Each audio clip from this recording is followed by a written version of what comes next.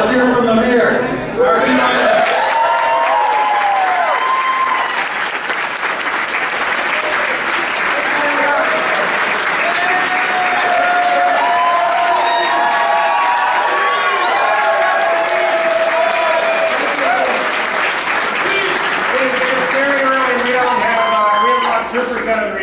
Returns in, so we're not going to have luck, but I did want to say a couple of things first. First off, I love some of the council members have begun coming in, and I'd love you to come forward. Could I also, just before we start, I want to, for a point of privilege, say hello to a very good friend of mine in the audience here today, who I hope someday will be occupying the seat of Michelle Bachmann. Terrell Clark is in.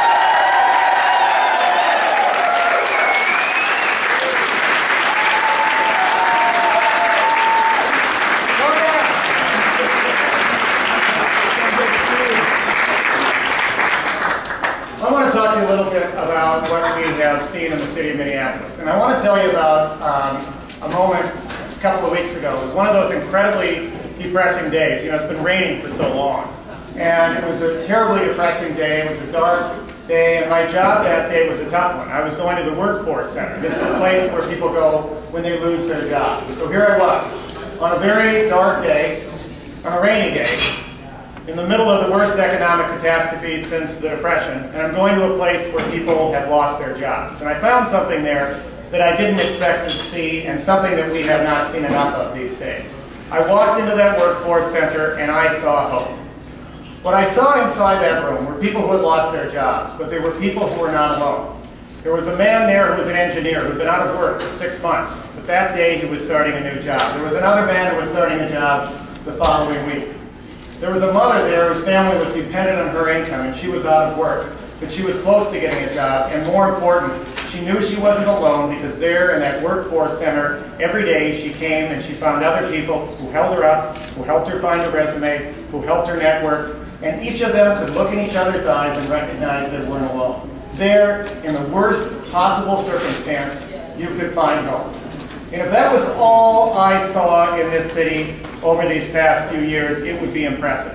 But I walked out that door, and I looked up at a building, the second biggest building in the state of Minnesota, that just a few years ago was vacant, the Sears building. A few years ago it was filled with bat dung, and it was empty and vacant, and we asked a man named Dick Pettengill, the new CEO of Alina, to move his business in there. And he said yes. And today there is hope in that building on the ground floor at a global market that has investment opportunities for immigrants and people from all parts of our community. And in that area I found hope.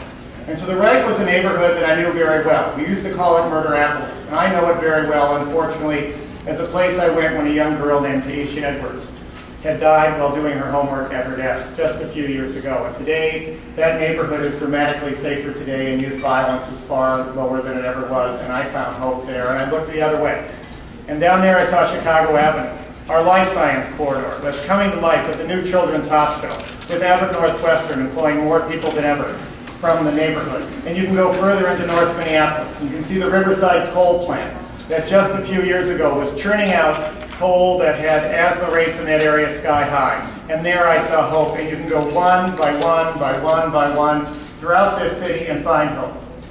But what is so powerful about each of those stories of hope that I see, and each of you who've done so much work can see too, is that in none of those cases is that done by one person, by one politician, by one individual. It is done because this city, in the toughest of times, has found a way for us to come together. Here in dark times, this is a city that has found hope. Thank you, all of you. Thank you, everyone in Minneapolis, for making this a beacon of light in the most difficult of times. We should feel so good, and I want you to feel good.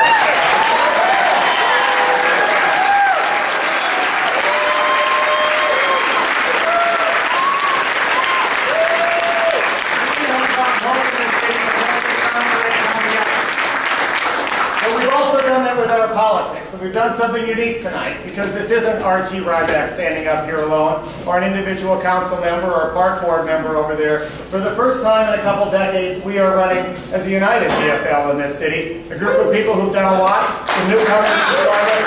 We are more united than we have ever been in this city of Minneapolis. Thank you for that work. And thanks for that, many people, but Bill McCarthy, where are you tonight? Are you here?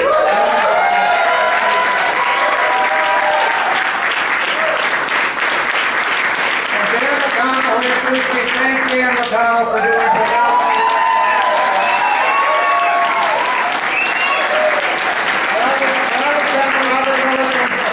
Today, and we saw hundreds and hundreds of volunteers going out of that, and the work in North Minneapolis and public housing and everywhere else bringing this city together. You have done that, and that is incredibly important.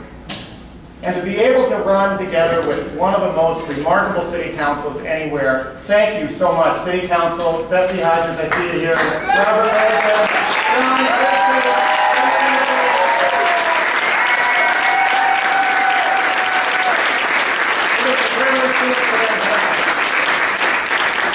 I also want to say personally that all of this happens for me as I get to stand up because there happens to be someone standing next to me who is rarely the one who's up here with me.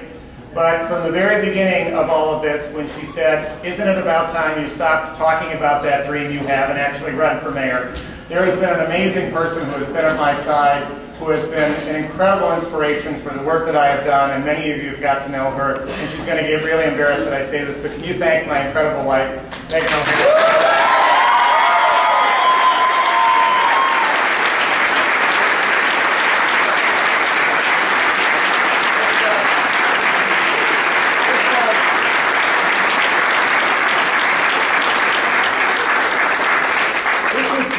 Difficult election day, I have to tell you, because from the beginning this has been a family affair. I don't know how many of you remember our little kids, Charlie and Gracie, when 10 and 12, when we began this little adventure. And they have been with us through all of it. They are now both off at college. And so it was a little hard for us to go to the polls today.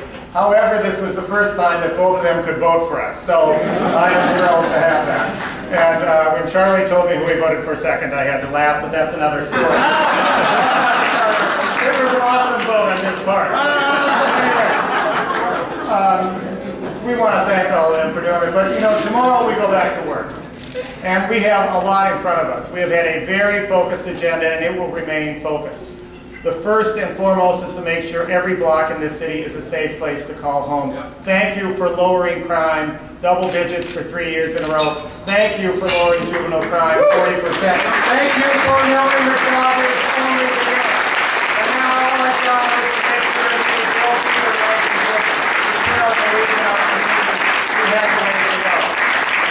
Thank you for the phenomenal work that we have done together on jobs, totally erasing the unemployment gap between city and suburb. Thank you for helping us bring these employers to town. Thank you for the 2% loan program that has small businesses starting on commercial corridors, but we have so much work to do as we move forward in a clean energy economy, as we move forward with biotechnology and the great innovations from the University of Minnesota, as we move forward in the new food economy. This will always be a city of opportunity, so we have a tremendous amount to do. And thank you for your work on transportation. We have built that first light rail line. The bus rapid transit is now beginning to be implemented down 35W and into the heart of our city. We have 3 light rail lines to plan now. And we will make this the #1 light city in America.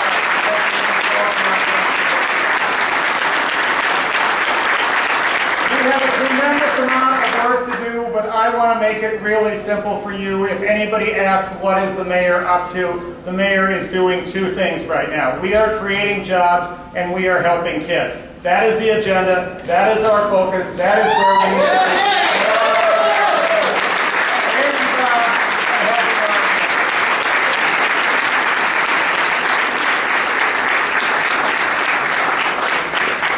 I want to finish by quoting my minister. She's a remarkable person, Reverend Mary Ann Buddy, and she gives remarkable sermons every time. This time she gave a great quote that I love so much, and it's from Niebuhr, and she said, "Nothing worth doing can be achieved in our lifetime.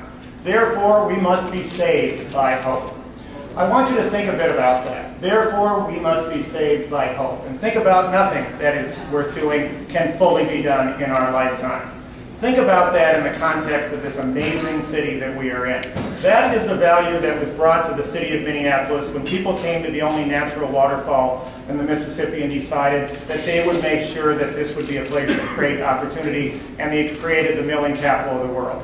and when the people from those mills said they would build a lifetime of opportunity and build great